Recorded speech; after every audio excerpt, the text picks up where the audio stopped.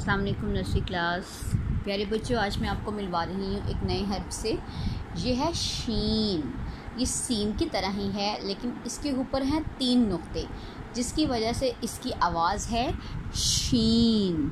शीन श, शहद, शहद, शरबत, शेर, शेर। ठीक है, चलिए नज़्म पढ़ते हैं।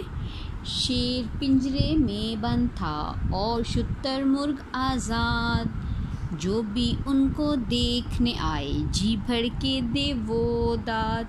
शहद है नेमत अल्लाह की, शरबत पिए शहजाद, शरबत पिए शहजाद। जब आप किसी का काम करते हैं या कोई आपके काम आता है तो वो आपको क्या कहता है, आप उसे क्या कहते हैं? शुक्रिया। क्या कहते हैं? शुक्रिया। आपको पता है शहद कौन बनाता है? शहद की मक्खी।